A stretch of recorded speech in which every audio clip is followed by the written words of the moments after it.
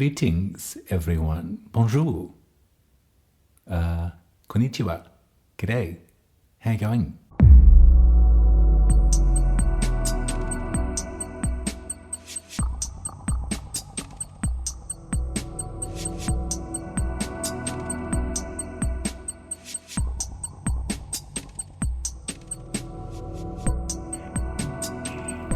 It's been like 6 months.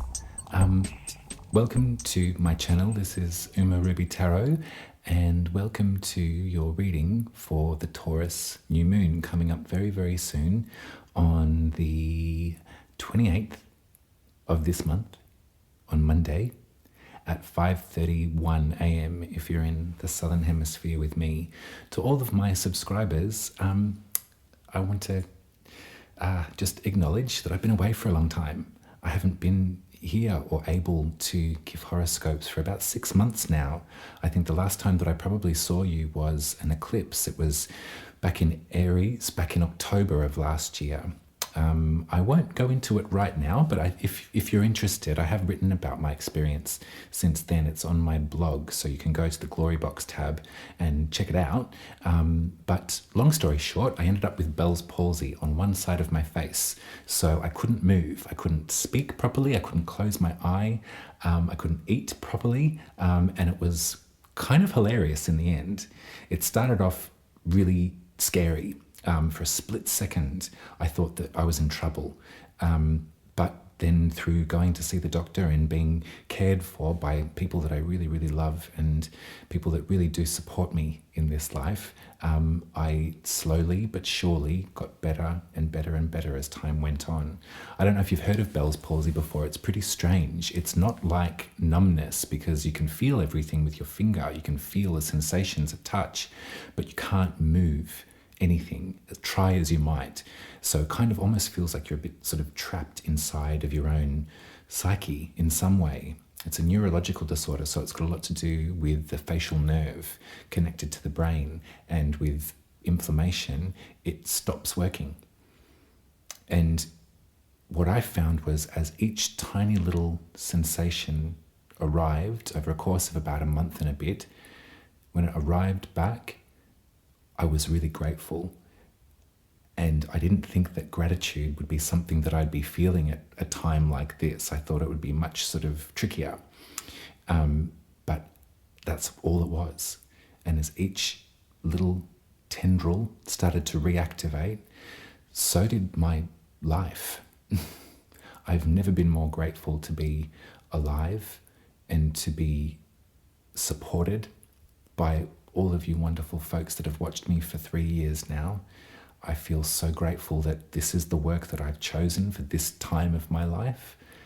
And I feel really grateful that we can face the difficulty of this current moment. This texture of time is getting tighter by the second.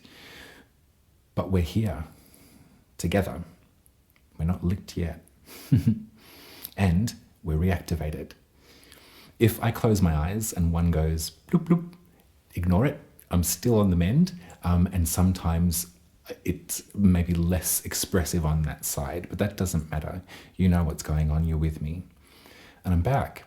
And I think that I want to change this format around a little bit moving forward. For the longest time, I was recording 4 hours worth of material every 2 weeks, 15 minutes and longer for each of the rising signs. And that was great, and that really helped all of us get into the nuts and bolts and the nitty-gritty of our astrology and how this current texture of astrology might be affecting our lives personally. But I've kind of come to realize that now more than ever, we need to stick together. We need to learn about each other as well as learn about ourselves. That's the only way that we're going to move through what is being presented to us right now. We can see around the world that ignorance or that unwillingness to learn about somebody else has got us here to this point in time. And the great thing about astrology, it's not a fate that we're doomed to suffer. However, we can interact with it. So I think that a Taurus new moon, a dark night, a moment of privacy, and a moment of conviction for us all too. We can sit very quietly in the dark, and we can take this seed that the new moon often represents for us, and we can plant it together. So I'm going to give you a rundown of the astrology as it sits for all of us, and I'll talk about all of you. And then in the second half of this reading, I'm going to be drawing tarot cards for each of the signs. I'm going to be using your rising sign as my extra basis to talk about the house system and where this astrology might be playing out in reference to these tarot cards. But I'll say it again, we are every single sign of the zodiac. We have so much more in common than we think, than we give ourselves credit for. And as much as the Aries and the Capricorns and the Cancers and the Libras of the world can be at loggerheads sometimes, we are all of those things. And we can be at loggerheads with ourselves quite often. There's been a lot of categorization or talk of categorization. Before I get into this, I just want to just very quickly, we're all obsessed with deciphering what is a man and what is a woman and who can be and who can't be. And there's been a lot of criticism about folks who have claimed their own identity in terms of either, no, you're not, or in terms of, well, why is everyone putting themselves into boxes?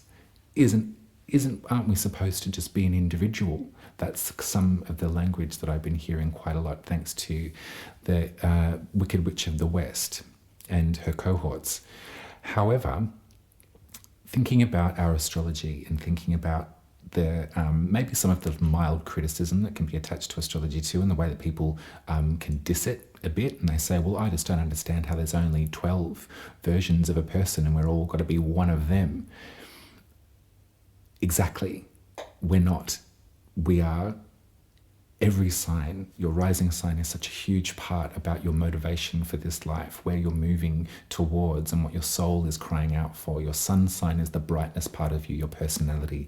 Your moon is your body, where it came from, what it needs. Your Mars is your bravery. Your Venus is your fucking sex and your beauty. You know, like, we have so much to share with one another in this life, all of my lovely subscribers, all of my friends, and I don't want to buy into any longer this idea of, well, you won't get along with that person because you're that and you're that, or you're not that, or you're only that.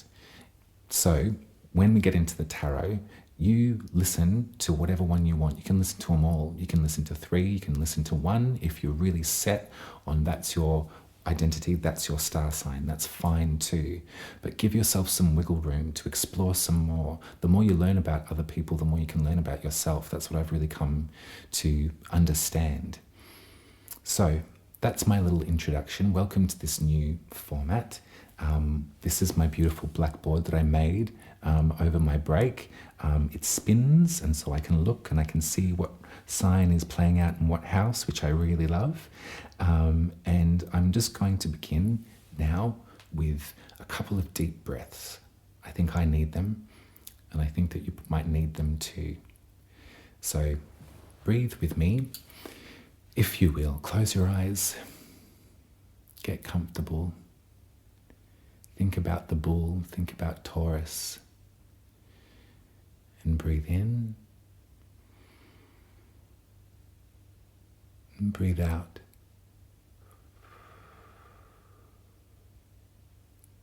And breathe in and breathe out. And breathe in and breathe out.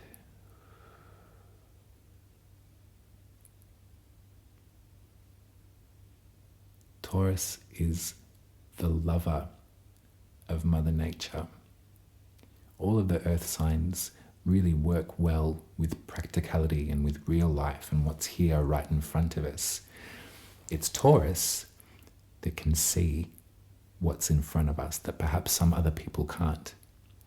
Taurus romances the world around them. Taurus's senses are so highly, highly tuned. And when it comes to nature bathing, or when it comes to the kami in the Shinto philosophy, being grateful for the water spirits and the soil spirits and the mud spirits and the worm spirits, Taurus is really, really good at that. Taurus takes their time, as much time as they need, as much time is necessary for things to grow around them. Taurus will melt in your hands if you give them a massage. Taurus will spend hours giving you a massage, wanting to learn your body, wanting to understand where your pain might be so they can knead in a little further, wanting to help you improve your physical expertise as well, your physical prowess.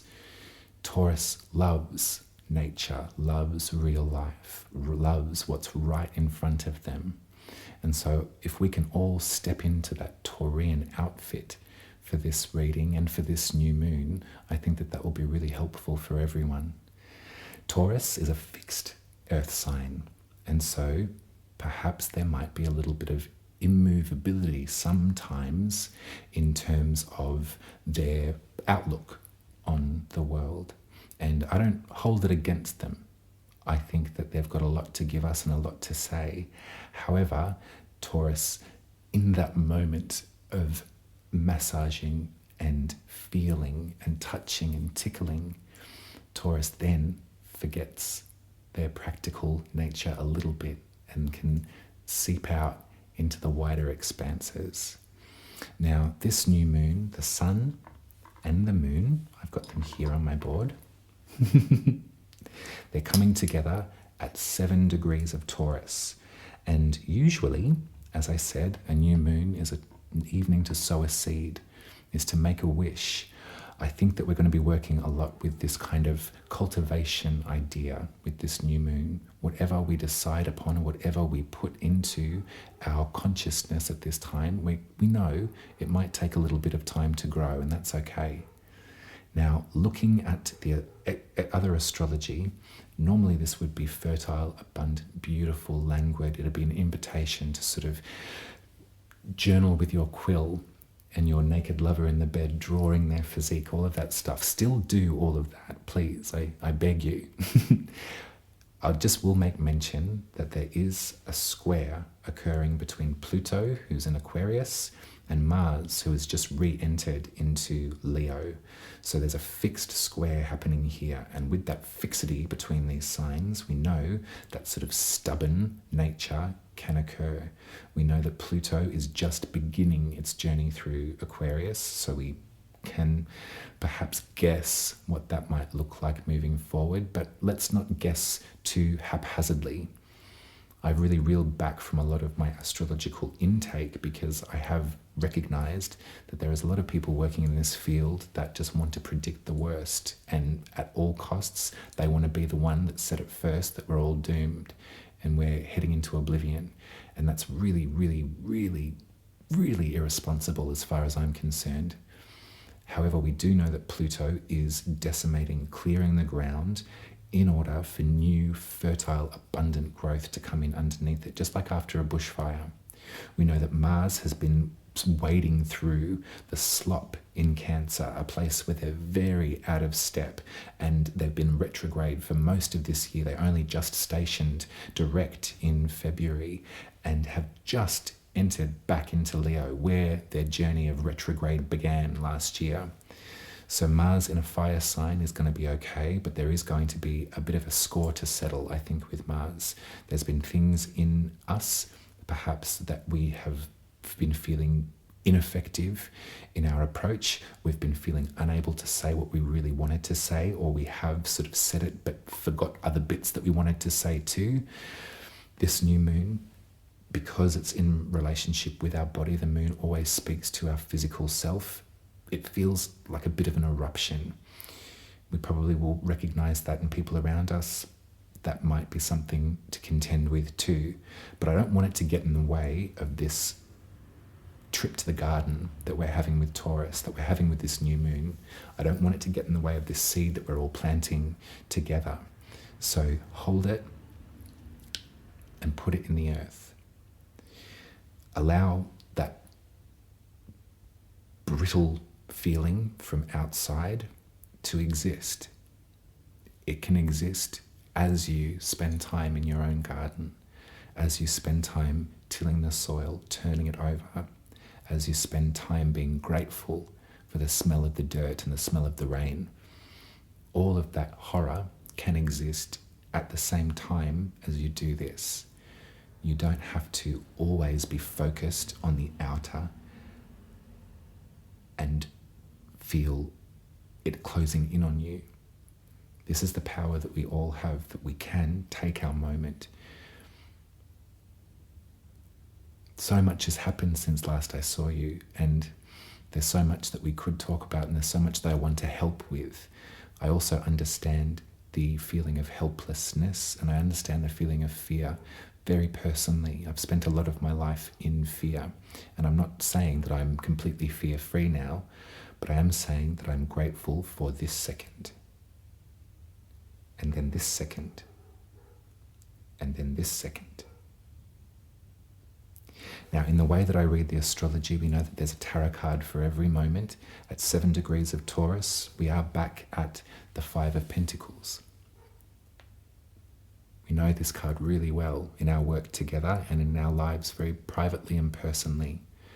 We know how painful it is to feel that heavy door close, to feel that we've not been invited or we've been excluded from something really powerful, really beautiful, really traditional. We know what it feels like to just be uncomfortable in our own skin, our own bodies. And so resisting against this pressure from the outside, I want us to send these two figures in the 5 of Pentacles our love and support and our comfort. I want us to empathize with how cold their feet must be and how empty their bellies must be. I want us to empathize with them, and I want us to tend to our needs. By tending to ours, we tend to the tarot cards. They've been excluded from something that feels really old and feels really brittle and doesn't feel particularly in great health right now, I might say. You'll find in your life, and you probably have already, but those that have the least are the ones that have the most to give. And that's what the 5 of Pentacles reminds us too.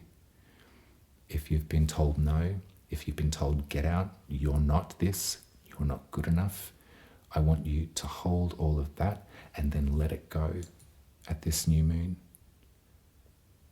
Squeeze it until it turns into a seed in your hand. A seed grows. All it needs is a little water and a little sunshine, and they're free. So much in this life that is worth oceans is free. So let's all try and be like Taurus. Try and enjoy this second, this moment. As a Taurian new moon, we look to Venus to see what they're up to. Venus is the planet that rules Taurus, that gives Taurus its sense of pleasure and its sense of taste, its sense of sight and smell, all of those heightened possibilities that Taurus has in such abundance. It's because of Venus and their influence. Now, Venus is just coming through a exact conjunction, which means they're at the same place, or at least they were at the same place in Pisces, with Saturn. We know that Saturn is our lesson. It's a boundary, it's a massive container, and it's our responsibility as well. Venus loves it in Pisces. Venus wants to fucking flip her mermaid tail, brush her hair, get the sparkles out. Venus adores the magic and the delusion of Pisces so much. It's not a delusion, it's a fantasy with Venus and Pisces. But coming into contact with Saturn, I read something really beautiful about this configuration today, and I'm paraphrasing it, and I wish that I could remember the author.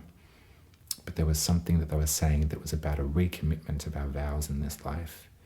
If Venus can represent our love, our capacity to connect, our capacity to be tender and to make love, to come together, to join, to unify, then this recommitment being offered by Saturn is a powerful moment too.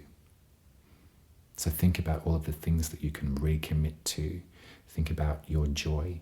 Think about your pleasure. Think about your loves, the people in your life that you adore, that you want to be with again. Think about all of them and think about this Saturn and Venus moment, not as something cloistering. We've got enough of that going on. Saturn's okay in Pisces. They're not doing anything sketchy. Venus adores it in Pisces, but rather than just be like, I love you, let's move to Mexico, Venus in Pisces with Saturn is like, I love you. And it's going to take this for that love to benefit both of us. What do I need to do as an individual to meet this love? What do I require from you to meet this love as well? There's some cool shit going on with this astrology that's really not got a lot to do with this encroaching doom that seems to be suffocating all of us. So I want us to go there. I want us to really experience it, and I want us to hold this card in our hearts and remember these two folks. I wonder if anyone's given them names before. My tarot mentor, my beautiful teacher Julia, often speaks about the bell around their neck and the sort of obvious imagery of them being lepers and leprosy being something that was completely contraband, and they'd wear a bell around their neck so people could hear them coming. Disgusting, archaic language, archaic ideas, but then again we sit here in this moment and life doesn't seem to be an even keel of worth at the moment either, does it? Your heart's breaking, maybe. Your heart is breaking open, absolutely. It's breaking open to allow more of that love out and to allow your empathy and your compassion and your kindness and your care to flood through and wrap around people that really need it right now, that are really struggling, that are really scared. So take this moment, everyone. All right. I'm going to get my tarot behind me on my altar. And I'm going to put the Five of Pentacles in the center of this, so we know that whatever's going on, I won't put it in the center, I'll put it at the top. So we can link that card with these other cards that I'm going to draw right now. I'm going to draw one for each of the signs. And as I said, I'm going to be using my language and knowledge about the house system to help you along with further astrology for your rising sign, but also just sit back and just listen to what you want to with these ones. Right, can you count down from 12 with me? 12, lovely. 11, lovely. 10, lovely. 9. Oh, I got 2 for 9. That's... Oh, I got 3 for 9 actually. I wonder... We'll see. 8. 2 for 8. 7.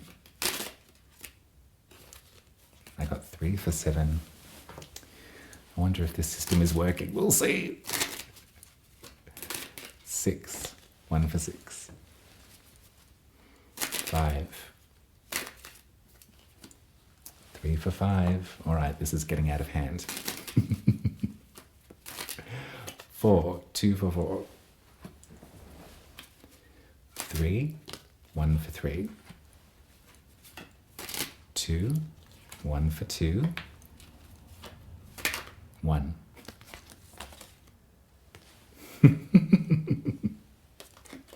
I wonder if this is going to work, but let's get comfy. All right. So, for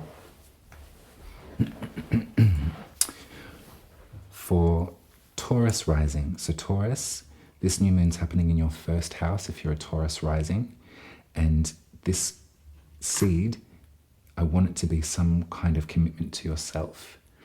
I want it to be something that even in the description of Taurus that I gave just now, if you can recognize yourself in there, or if you can't, then understand that you can in time, that when it comes to your beauty and your right to pleasure and your right to experience and to sense and to feel, I think that was something so wild about my palsy, was that it was like I can still feel it, but I can't move it.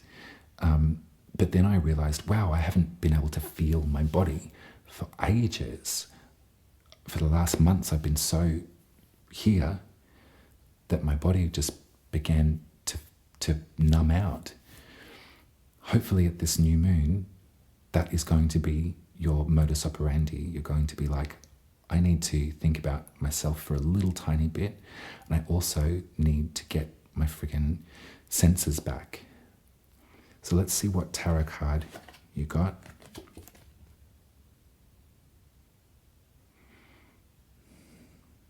It's okay. This card is tattooed on the body of some of the most brilliant people that I know. I know several people with this card tattooed on their body. And I think we all in some ways tattoo this image to ourselves. It hurts. It hurts so much. But fuck, what a feeling. And shit, I don't want it any other way, and I hope that you don't either. As much as the pain sears through us after loss, when we are so vulnerable, we are so open, our senses are turned on to the affections of somebody else, or whatever it is that you're sort of thinking about in terms of loss, in terms of longing, and in terms of heartache. I want you to always remember that the love was worth it, that it informs you. It informs who you are now. It informs your ability to connect. It informs your ability to be a human being. In tarot, the swords represent our mind, you remember? They represent the way that we think. So in that way, and with the gentle company of the Five of Pentacles too, you know, this feels like a memory of loss, or a memory of rejection, or a memory of an ending. The best way that we can work with that is to honor it, to absolutely feel it through our nervous system, through every cell. Feel the pain, babe, and then put it to rest. If you take those swords out of the heart, if you stop the rumination, stop the sort of shoulda, coulda, wouldas in your mind, then you can allow the beautiful water, the beautiful blood, the beautiful sorrow, pain, and then joy to flow too. You're worthy of love. Bottom line, absolutely, it's the truth. So get it when you feel it. It's okay. I love you, Taurus. Oh, wow. All right. Gemini. Now, I did want to speak a little about Jupiter as well, Gemini, because it's been there for about friggin' 10 months or so, 9 months, and it won't let up. It will let up soon enough. I think Jupiter is leaving Gemini finally on the 10th of June.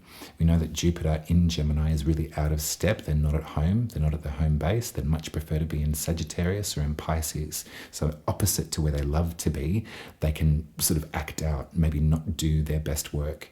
Jupiter wants to freaking give it all. They want goodness in this life. They want hope and optimism and things like faith. And in Gemini, it can be a bit of like a fit and a start. It can be really confusing, and it can be also too much. Let's not forget that friggin' all of this AI garbage has been sort of shoveled on us and keeps interrupting us in our tech all through this Jupiter in Gemini moment.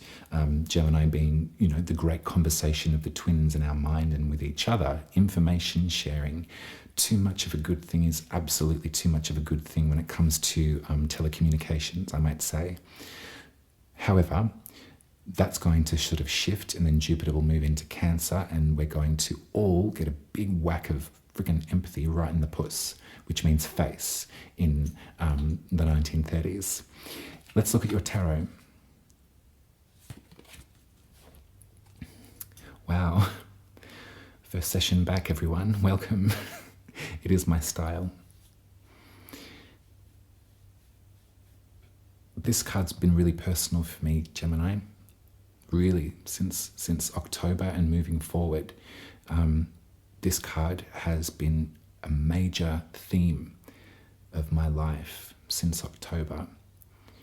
There has been many endings, finite endings, that I've needed to come to terms with, and there's been many goodbyes that I've needed to say, and words that I've needed to find, and feelings that I've needed to process, and that's when the palsy arrived. In the tarot, this card is a great reminder for the ending, starting something else. And in my very, very real experience with this card, literally in my life since October, I've really come to learn that death might not be the end always, at least emotionally, when reconciling relationships. I found that some of the relationships that have left this mortal coil have improved for me. I've been able to sit and to spend time and to write to them. I've been able just to talk to them when I need to as well. And even when I'm not the one with the talking stick, I found that through nature, through the world around me, they've been interacting with me too. So if it is grief that you're feeling, if it is words that you never got to say because there was a distance, then I would take the Taurian virtue and I would listen to what the world around you has to say. I would listen to the birds, I'd listen to the trees, I'd listen to the wind, and I'd listen to your body. And if you feel that you're in company with absent friends, then who am I to say that you're not? Who's anyone to say that you're not? If it gives you peace and it gives you comfort, take that peace and comfort at this time, Gemini.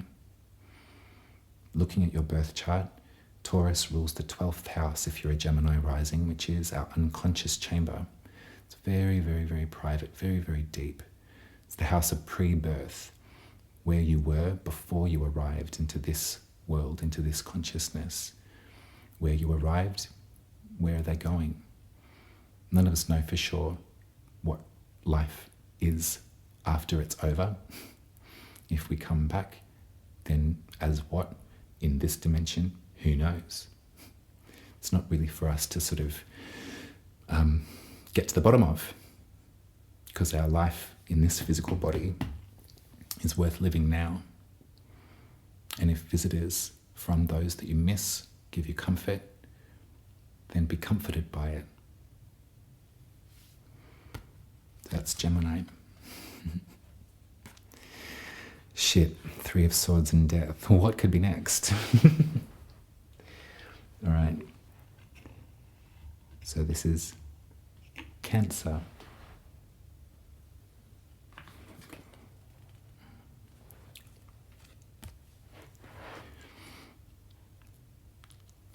This is upside down, and when looking at the Judgment card, usually the best advice, again, from my beautiful tarot mentor, Julia Inglis, she always says, the Judgment card asks you to not forget the silver life.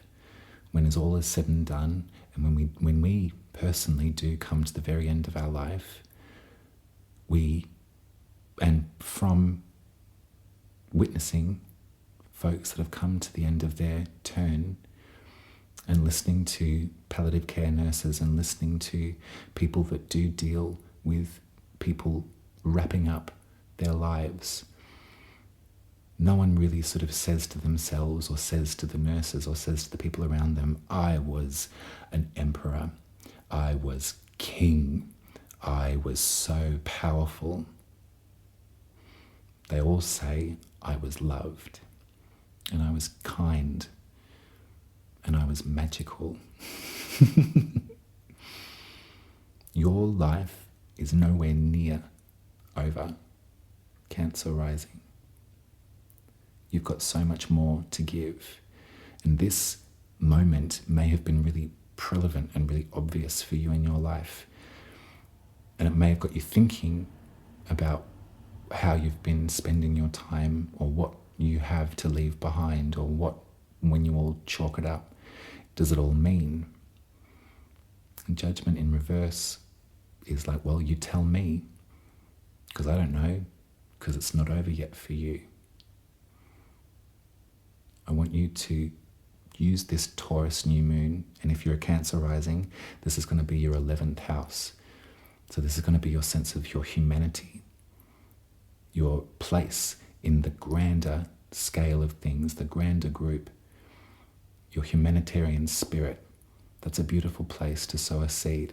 And if you've been feeling at a loss, if you've been feeling that you haven't been contributing, as so many people have, even though so many people have been contributing and have been creating safe spaces and calling people and making sure that everyone's doing the best that they can, then that's the seed that you can plant, Cancer rising. Get involved. Get involved in whatever local community group that you want to. Volunteer. Spend time outside of yourself. Spend time in your life. Looking at this sort of trail of cards, we might even link them up. It looks like there's been a lot of endings and a lot of reckoning with the end. It's not over yet, Cancer rising. So go get it. Shit. All right. Leo rising. Now this is just the, if you're a Leo sun, you're welcome to. Now Leo, you got 3. And they're all upside down. You got the 5 of Cups, the King of Pentacles, and the 8 of Cups, all upside down.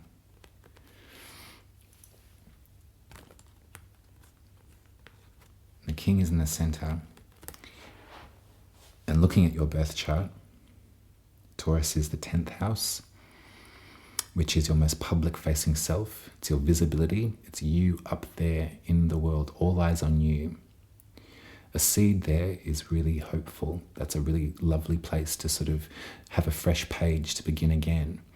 With working with these 3 cards, though, in effect, it looks as though there may have been some sort of red herring, some place that you were going that you thought was it in a bit. You thought that this was going to be your swan song, your magnum opus. You thought that this was finally going to make sense to you and make sense to your contribution in the world. Maybe you were being led by folks or an individual, somebody who was like, you know what, kid, I see something in you. Let's do it. It hasn't worked out the way that you might have thought, but that's no reason to throw it all in the bin and to run away. I understand disappointment. I understand feeling sort of hopeless after another dead end as well. But you're a Leo. Don't care if you're a Leo rising, Leo sun, Leo moon, doesn't matter. You're a Leo. We need you to lead the pride. Keep your chin up, Leo rising. You've got so much to give, and it's the cracks in our way forward that sometimes can provide opportunity that we didn't know was there. I didn't know I had, talk to me 5 years ago. There's no in hell that I thought that I'd be sitting on my ass, talking to my phone on the internet, talking about astrology. That would not have possibly entered my mind. The work that I was making back then was far more Leo, far more present in rooms, in social spaces, in the role of host, beaming out my art from my chest, you know? But the cracks in that journey led me here. And it reminded me that everything that I was talking about on that stage in those public displays was exactly what I talk about in the privacy of this little sanctuary. And in fact, I'm better in this world, I think. It's more honest for me. It's not to say that performance isn't honest. I think it's the most soul-bearing art form there is. But I'm just talking about me personally. And that's just my example. You are not the makeup, or your failures don't make up the whole of you. And this wasn't a failure, I don't think, either, Leo. So take your time to grieve it. Take your time to feel a bit like, I'm not part of the group. Okay. And move ahead. Because what you'll find in those cracks might be a handful of beans or a handful of seeds. And what can grow from that, who the frick knows?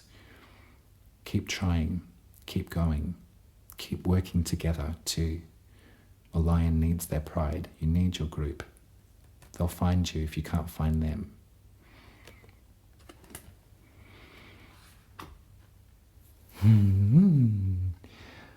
Okay, Virgo rising. Now, Virgo rising has been dealing, well, all Virgo really, but the dragon's tail has been in Virgo since last year, since October, or no, since this year actually. We had an eclipse in Virgo just very recently, but the tail just moved into, I can't remember what month it was.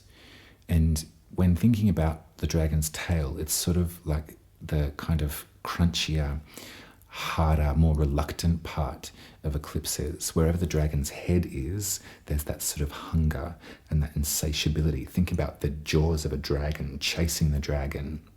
Think about all the stupid things you do when you just can't not follow that impulse. That's the dragon's head, but the dragon's tail is sort of just flashing and whipping and wriggling off its old skin. And so, we have to let go of things with the dragon's tail. The dragon's tail in the first house does feel like the most vulnerable, scary place to let go of something or to sort of shed a skin. When it comes to your soul and your individuality, Virgo rising, yourself, when you've lost a lot and you've got just nothing but yourself, then to have to go through a period of transformation there, that can be really bad weather. However, I think that it's going to be beneficial.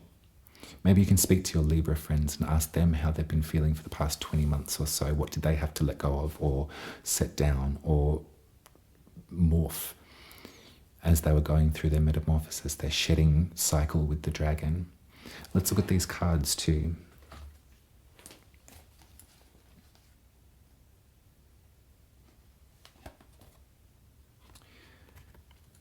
So you got the Seven of Pentacles and the Knight of Cups. I have a feeling, and I'm not sure if it's true, but just from this journey that we're all taking together, there seems to be something, this sort of overarching feeling of disappointment has been really massive. And I hope that we're all in a tender enough spot and a safe enough spot that these readings aren't highly triggering. But I can see here that sometimes when we wait and we wait and we wait and we wait and we've done everything, we've checked the temperature, we've tilled the soil, we've put in the fertilizer and the peat, and we've made sure that there's enough aeration so the roots don't get root rot, and the season has come and there should be fruit, there should be flowers, and there's just not.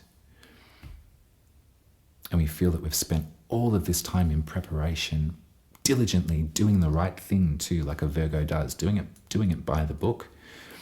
Why hasn't it worked out? I thought that this was supposed to make me feel like this. I thought that I was supposed to be glowing in this moment, and I'm just not. That reminds me of a bunch of different things. I've definitely felt that before. It reminds me of that song, Is That All There Is? Who is it? Peggy Lee? And then PJ Harvey did a cover of it. How is the... Is that all there is? Is that all that... that one? It's a good song. these two cards together with the Knight of Cups in reverse too, this, the Knight of Cups moves with emotion and an offer of love and an offer of, gratitude and connection. They both feel really disappointing upside down. It feels like you maybe were led to believe something that you still believe, but gosh, you've been believing it for a while and you're just wondering when the results are going to come through. Looking at the astrology, Virgo rising, this new moon in Taurus is in your 9th house. So you get to go a little bit further with your spirituality if that's going to help you. I know that the last thing that you might want to hear is, it'll happen, or hang on to hope at a time when you're just feeling completely like left, like everyone's just turned their back on you and, forget it. I thought that you'd be happy for me. I thought that this was the point. I thought this was the goal. I know that feeling of like bitter loneliness. In those times, for myself anyway, to journey in your 9th house, in your mind's eye, in your sort of spiritual pilgrimage, can really help. I know that there's been so much sort of inward focus in this world. Everyone's got their camera sort of turning in on their own face, and that can be really sort of frustrating. I think that this might be the time for you to go a little bit deeper, Virgo rising, and go into your sort of resting place. Open up a book about your philosophy, your spirituality. Maybe at this time look less outwardly for acknowledgement and find it in what you're studying right now. Promises are made and then they're broken. And if your center can be sturdy,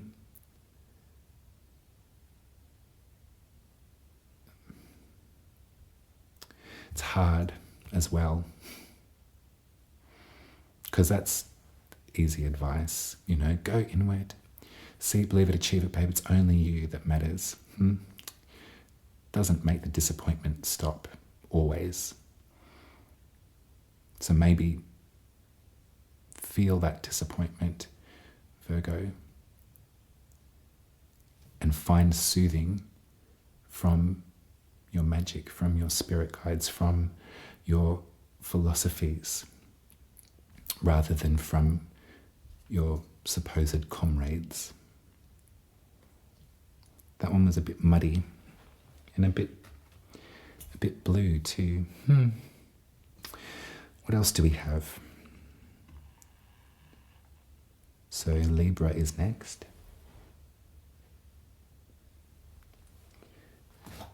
I got 3 cards again.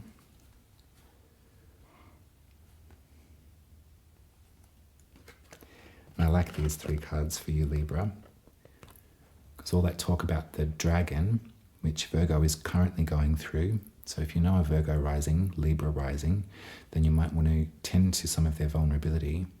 But all of that you've had to hand over, all of that you thought you were, that couldn't be for the last 20 months, all of the times that you've had to or put your sword down or fight the good fight but then be thwarted once again, all of the times that you've been like, no wait, I can mediate this, it's okay, and you've been absolutely categorically rejected, all of the times that you wanted your Libra self over the last 20 months to shine and to gleam and to find what is justified and what is right and true, all of those different times where you've been like shut down or told nah, or just completely ignored or misinterpreted, all of that is coming to its close now.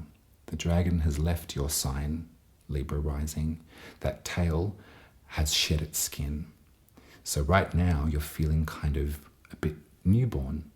You're feeling a little bit tender, but stronger. And looking at these, that defense has come in handy because you've not completely turned into jelly or to clay. You've reformed, and you've reformed into something quite fresh, quite young, quite new, and also really tender as well, really kind. Everything that you had to let go of or was torn away from you by the dragon, they didn't tear away your kindness, they didn't tear away your sense of empathy. And that's, as I said before, the most valuable thing. Love and empathy and care are the most valuable traits and are the most powerful traits that we can be proud of. That's something that you can build your base with on the principles of care, kindness, and love. So congratulations, Libra rising. It's been a madhouse out there. Hopefully, moving through this moment, we'll feel justice will be served. But then again, maybe it won't be in the way that you had hoped. That doesn't take away from your center and from your beliefs about right and wrong and about fairness and about friendship. So, thank you, Dragon. Fuck off. And now look forward to some of this warmth. Look forward to some of this security slowly coming back as you piece it all together again.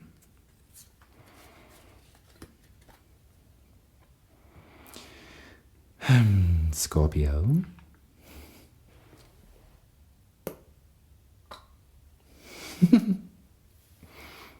Scorpio, you got just one. And looking at your birth chart, this seed is for your 7th house, okay? So this is looking directly opposite you into the arms and the eyes of those that you love, those that you are intimate with. And that could also be professionally as well. It doesn't always have to be revolving around romantic style love or partnership. This could be relationships that do mean a lot to you, that you've committed to. I always think about the 7th house in some way as representing our commitment. I think the asteroid Juno has a lot to say about commitment too. And right now, Juno is actually in your 1st house with Vesta too. So there's a bit of a fire starter in there as well. But Juno can represent our commitment, and so if you can feel that sort of sense of recommitting this new moon, take it and think about how you want to commit. Like that, I was talking about that with Venus and Saturn, but there's another reminder of that too. And you got the 5 of Swords for your tarot, so hopefully that sparring match has done its work. And hopefully you're the one in the background putting the swords down and being like, I'm actually not buying into this any longer. This is not how I communicate in my life. I don't use my words that way, and I don't use my intelligence that way either. This is much better if I just opt out and move along. I hope that you're that. I hope that you're not the one who has used their brain to outwit and outsmart their opponent and to collect the spoils of war in a sort of smug way. I don't think that this is the culture, I don't think that this is the current moment in our culture where we should be feeling like smug about outsmarting someone. This is real time, and in real times we need our relationships to be healthy. We need them to be honest. This isn't a particularly honest card, Scorpio, so if that's been an issue for you, that's okay. The tarot's read you for filth. If you've been working with relationships that have not been especially honest with you and have been trying to mix your words or mince them around to put words in your mouth, know that you are justified in stepping back And know that this new moon, as fraught as it seems to be on your chart, so thinking about that square with Mars and Pluto, it's all in right angles with your rising sign. However, think about Juno. Think about how she, by hook or by crook, just committed anyway. She was like, fuck you, Zeus, you fucking moron. How dare you? You cheated on me again. Oh, great. Amazing. Think about her. She was convinced to commit, was Juno, Hera in the Greek. And also, if that doesn't work for you, then say, fuck them all. I'm going to go and make love to myself by the sacred flame in my witch era. It's up to you. Maybe you can do both. But I think that this is better left, isn't it? No more of this. We'll set it down. Sagittarius.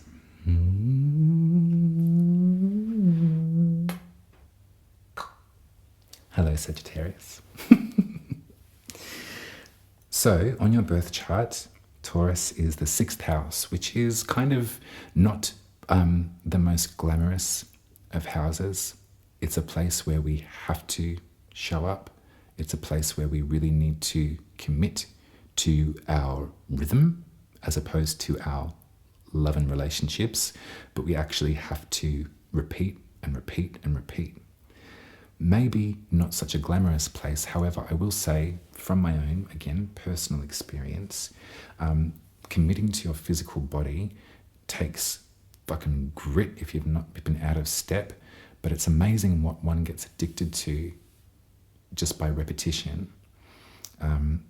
I'm going through a metamorphosis in terms of my own 6th house and my own relationship to commitment and routine and the body. And I've given up a lot of things that were really bad for me, and I've taken up a lot of things that are hard and a bit boring. But also the benefit physically of those things has proven to be like far outweigh any of the complaining that I might do about being tired or sore or grumpy. The physical mechanism, as Taurus knows really well, really has its effect over our sense of happiness, our anxiety, our ability to cope. And so maybe at this new moon, Sagittarius rising, even if it is like just like a new physical regimen, if you've been feeling a bit sort of stuck or a bit stiff or a bit out of it, maybe just take it quite literally. The 6th house is a great place to take it literally. Take this moon and be like, right, and not like a friggin', like exercise plan, like that you're gonna like do one day and then not do the next and feel guilty, but just take it quietly, and also take it with a spoonful of sugar too. Make it a bit nice. Be like, I love my body, and so therefore I'm going to, from this Taurus new moon, take it as slowly as I need to, but I'm going to do this and this and this to maintain the physical condition of my body. Let's get the tarot and see. You got 3. Yeah. So they were upside down.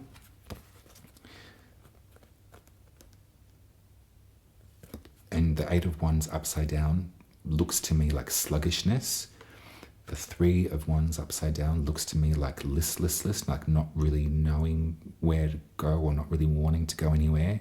And the Empress upside down looks like a complete lack of pleasure, a complete lack of commitment to the physical organism, to the natural, soft animal parts of you. This looks to me, and because they're all, well, these 2 anyway are fire, but look, she looks like she's sort of sitting in that wheat. She looks like she's sort of on fire, but it feels stuck to me, these 3 cards together, Sagittarius. So with that new moon, this might be a perfect opportunity to unstick yourself. And don't, all well and good for me to say. I'm probably the laziest person you'll ever meet, but I'm also the most committed and convinced once I'm in rhythm, once I get it going. And as I said before, it's amazing what habits you can sort of replace or change or just pick up simply by doing it again and again and again and again and again. And then it starts to feel good. And then you start to feel out of step if you're not doing it.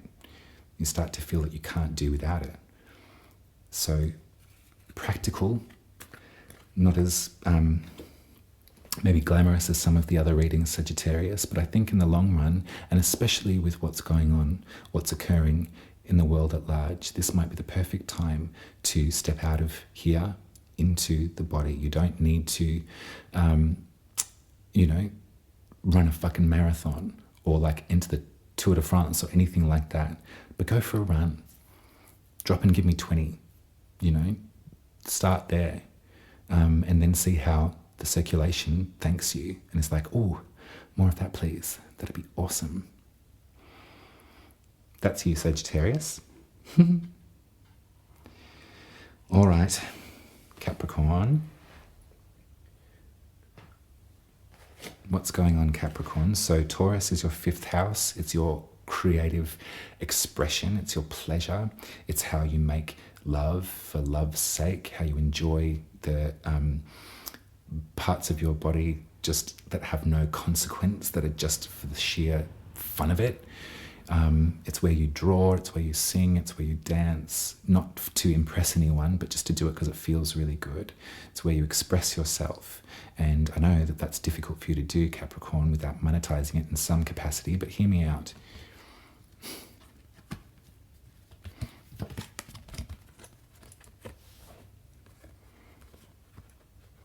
You're going to love this. You don't have to be good at everything in order to engage with it, Capricorn. You don't have to learn everything beforehand before you can interact with what you're interested in, especially when it comes to pleasure and especially when it comes to art.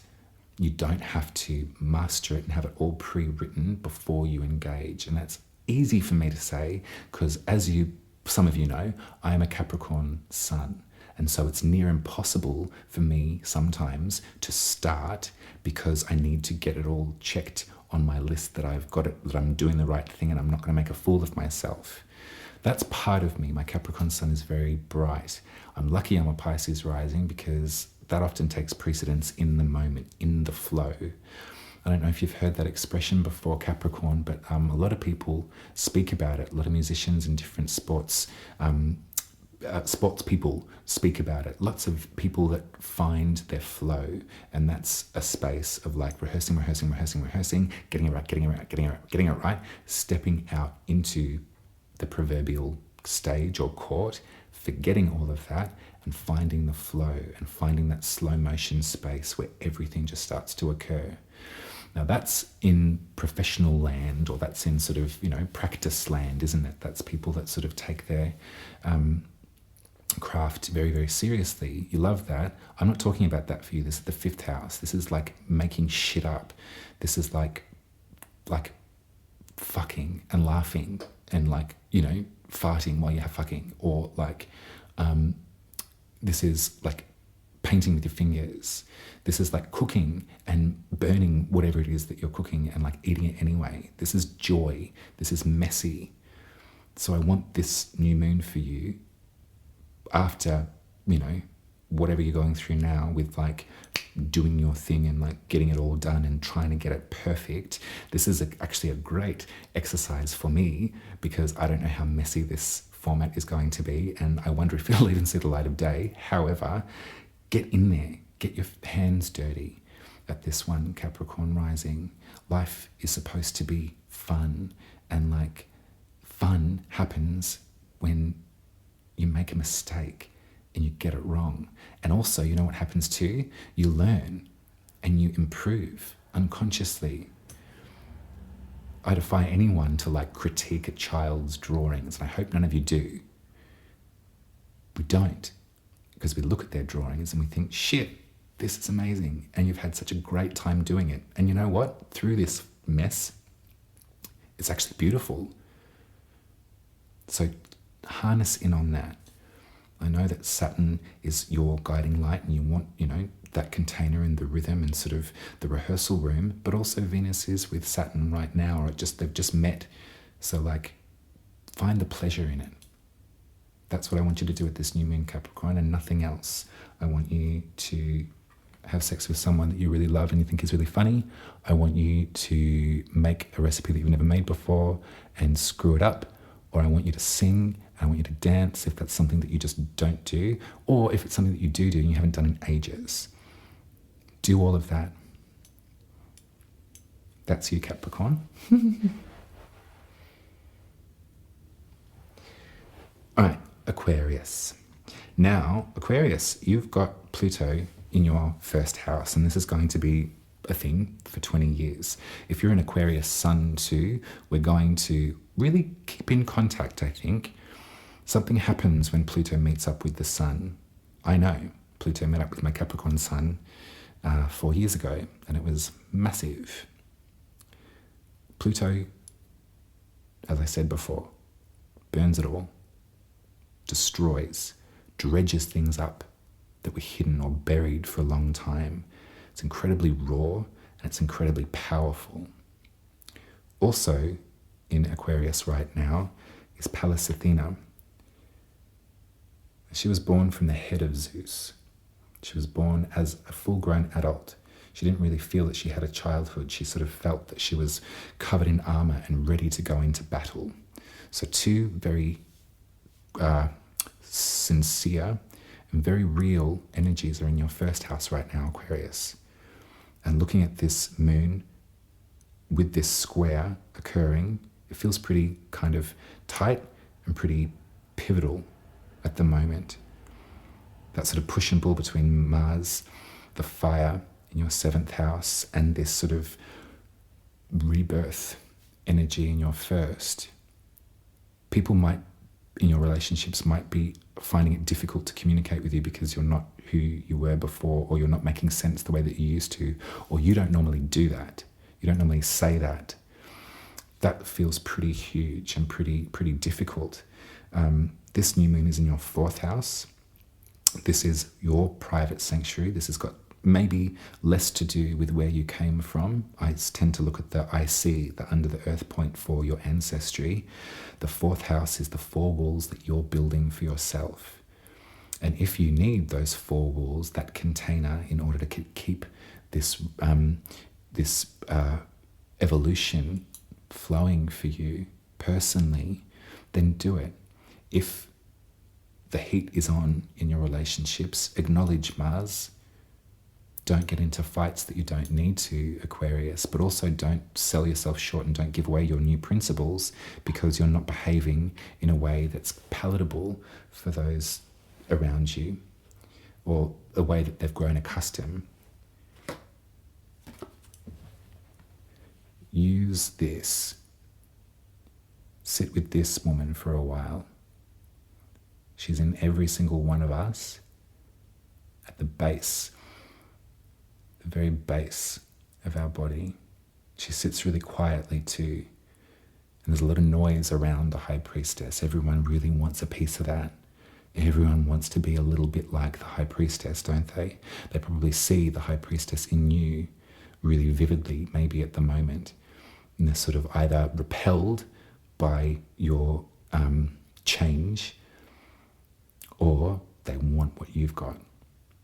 Whatever it is, know that she didn't say a damn word. The High Priestess won't give them, nor you, any sort of palatable placation.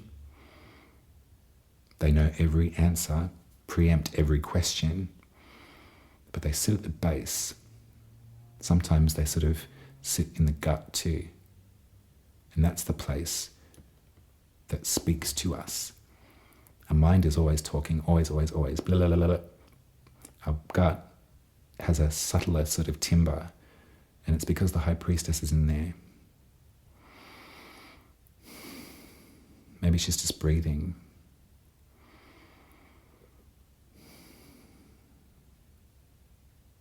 You don't owe these people anything. You don't owe that person anything. You don't owe that person anything. All that you need do is be yourself and be honest with this moment, Aquarius. Allow it to change, because it's going to change whether you like it or not. And with this new moon, make those four walls of your safe space really insulated. This is the time to go inward. This dark night is the time for you to find your safety where you can get it, less in the eyes and attention of other people maybe. Well,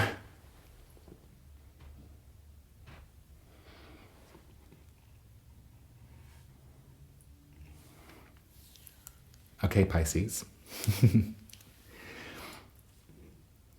So that little chat that we were having before about that recommitment to those that you love, those sort of like renewing of vows, that kind of feeling, this is for you. Venus and Saturn coming together, and that beautiful astrologer who I will credit in the comments, I can't remember their name, they said you are recommitting with this moment, recommitting your vows in Pisces to oneself. Now, on the way, there's been so much activity in Pisces over these past time that I've been away. We know that the dragon is facing into Pisces. There's this hunger inside, hunger to understand who it is that you might be without your ego, without your mind always berating you, always criticizing you, without your self-consciousness. What would we be without self-consciousness? That's an interesting question, Pisces. It's exciting. And we know that we want love and pleasure and beauty, and we want people to feel great. But we also have been working with Saturn for a long time now, and there's been a big barrier around that. And there's been a big barrier about getting lost in the slipstream. There's been a lot of magical practice that's been happening over this time too, maybe in subtler sort of echoes and notes than you're used to. But this kind of, as I was berating Capricorn before about repetition and boundaries and getting it right first, this is time for you to get this side of yourself kind of right. It's going to help and aid your relationships in the long term. I guarantee it, Pisces. It might not feel like that right now, but it will. And if we also look, Ceres has just entered the picture. So this is a ring that my mother had when she was very, very young. And the tooth mark, the chomp in it, is my teeth when I was 1. I ruined it. But this is my marker for Ceres.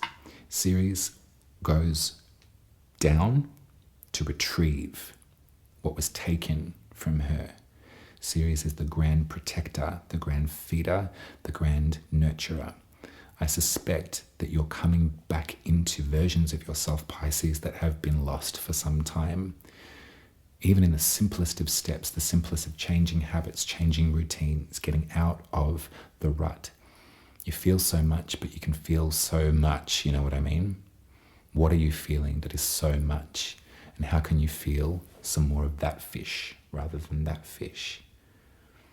This is the moment for you. Taurus, this new moon, is in the 3rd house, the house of the goddess, the house of the moon. So use this time in your magical practice, but make sure that it's a practice. Don't just hope or wish or whatever. There's time for that. No shade. But use Saturn. Use what you've learned over the past months. Use what you've learned during the eclipses, what's been sort of whacking you around the face about yourself, and make it happen. Make it happen, babe. Strong body, absolutely. Strong body, strong mind, but it's not to defend and to use our brute force. It's to be in our body enough to have the blood flowing through it, to feel welcome back. You know, that feeling like, oh, I've been away for a time. Here I am, thank God. Use that repetition that Saturn's giving. Train the body, get strong, absolutely. Get strong so you can open that heart up a little bit more. Venus the heart, Saturn the container. The strength card is not about being a brute It's not about being cold or violent. It's about being powerful and tender, both at the same time. This is your moment, Pisces. A lot of folks can get down on a Pisces. I've heard them being described as like a misanthrope before, or a sad sack, or like hopeless, unreliable, all of these different things. And like, ouch, but like, okay. Also, this is the time to unify those two fish with the silver cord. You are powerful and you are loving. What you see is the truth. Use your love rather than your muscle.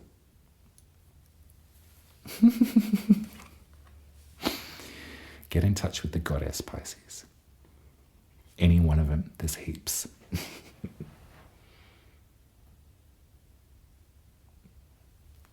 And finally, Aries. So if you're an Aries rising, then Taurus is the second house. This is your value, your coin, your conviction, your autonomy. This is what you produce and what you grow and what you provide for yourself and for your happiness, for your livelihood, your betterment. You don't rely on people so much in the second house. You rely on yourself and your nous. You rely on your skills. You rely on your values too. And the second house has a very different connotation for all of us. There are some people that walk the earth that don't consider their second house as a place to like rake in the coin and to sort of, insulate the home with the coin. A lot of people have reckoned with their relationship with money in the second house and have come to realize that it don't mean shit. A lot of people have realized that you can live a beautiful, abundant, fertile, Taurian life with very little. That the real beauty of this worth, as I said at the very beginning of this reading, is for free. And no acquisition of wealth or property or portfolio makes anybody any better than anybody else. In fact, it makes them more busy with less time to enjoy the simple things. But if you're an Aries rising, you also have your eye on the goal. So let's get this tarot card and see.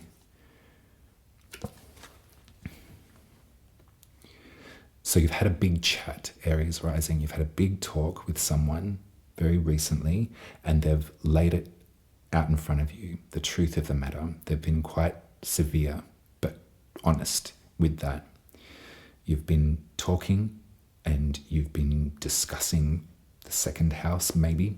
You've been thinking about autonomy and money, and rather than them being blindly encouraging, rather than them being supportive and warm and encouraging and lovely to you, they've been like, look, if you want this, you'll need this, or that's not going to work, or where is this going? Because I've been there and I can see it. If you want a strategy, then take their advice. It's difficult with the kings in the tarot, especially in this climate. Everyone wants to be a king these days, right? Maybe you don't, but it seems that there's a lot of people in power that would just love to be a king for a day.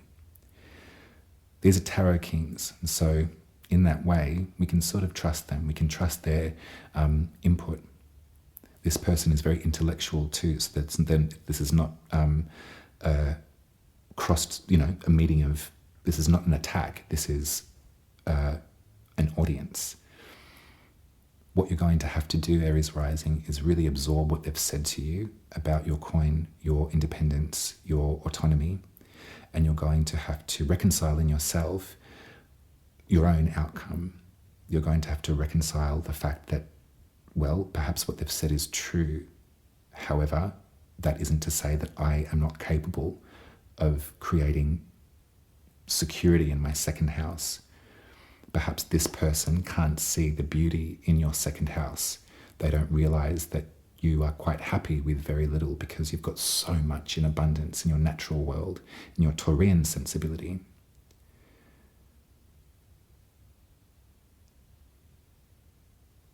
I think that we'll have more to chat about for the rest of the year if you're an Aries rising, or if you're an Aries sun too. but there's a bit of a full house at the moment. You've got Neptune and Mercury. Chiron is still there, so that's tender. So maybe this advice about, well, if I were you, could be hurting a little bit. Maybe you're realizing the sore spots around being so self-actualized and self-convinced. Maybe there's a bit of loneliness there. Maybe you're wanting a bit of encouragement and a bit of support from someone like this who just can't, and they've just been really direct with you in the truth of how they see it. Whatever it is, we're also going to have Saturn come into your house, Aries, on the 25th of May, so quite soon actually, like just after the full moon in Scorpio. So I wonder how this story will play out once Saturn arrives. I'm a Pisces rising, so I've had Saturn in my first house, and I've actually quite enjoyed the container. I'm a Capricorn too, so duh, but I've enjoyed this sort of,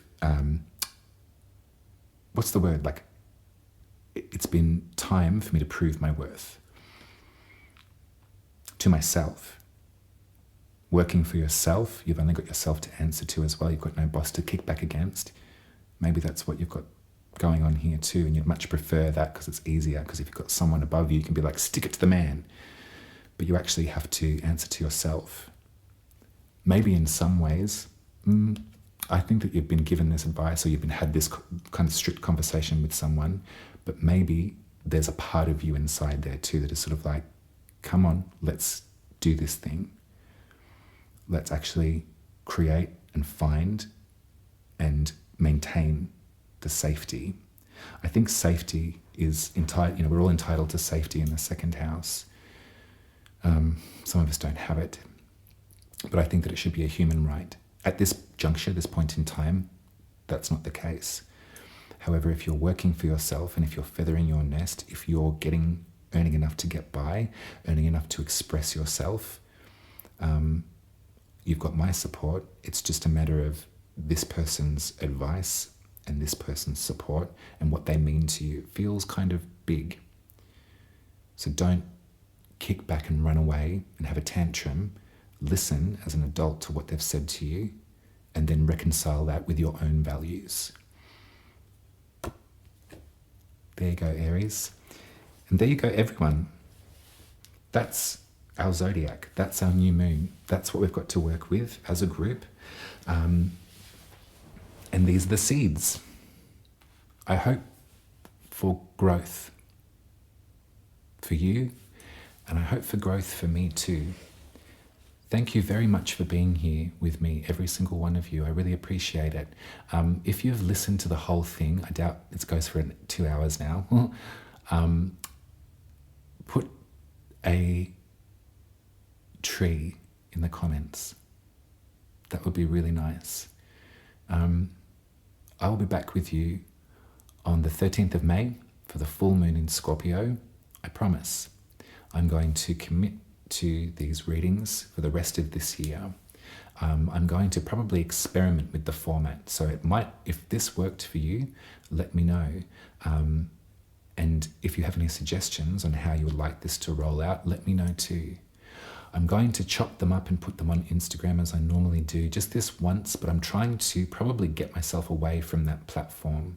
While Caesar is still in charge, it just doesn't feel right for me to participate anymore. I got rid of my Facebook many years ago and I don't miss it one bit. Maybe Instagram might be next. I've been looking at Blue Sky, and also Pink Sky is an add-on to Blue Sky, which is kind of takes the format of old school Instagram, so it's pictures and the algorithm is chosen by you rather than by the advertising machine. So that's an option too, but let me know what your relationship with social media is at this juncture. I think I'm done with Jupiter and Gemini. It's too much. I don't recognize that place. I like it here because this long form kind of encourages me that you've got the time to chill and to listen, that there's no urgency of the talking head trying to grab your attention. If you like my reading style, you can head to my website, umaruby.com. You can book yourself a birth chart reading with me. If you would like to see me again, and I have read your chart before, I've simplified, and there are just 3 readings for return clients. The first one is called In the Dark. The second one is called Heal Your Wound. And the third one is called Back to Life. And I think at this point in my life, I'm just the person to provide those readings, to take you on those journeys. We'll be working with some asteroids and some planets in the tarot. So head over to my website, give the new stuff a read. If you'd like to hear about my life over the past 6 months or so, I'll leave a link to, it's in the Glory Box section. It's called To Absent Friends. It's just a bit of writing about what I've been experiencing since October. If you would like to support my channel, you can head to buymeacoffee.com/UmaRuby, and you can subscribe for 10 Australian dollars a month. If you'd like to donate to the channel, my PayPal is UmaRubyTarot. And make sure you click the For Friends thing in the, so it doesn't get, everyone tries to get a cut, even PayPal, but that's all that I have to say. And I've been talking for ages, but I think that I feel good to be back. I hope that you're doing okay as best that you can. You've got my love, you've got my support, and I'll be seeing you at the full moon. So until then, take very good care of yourself, all of you. I love you.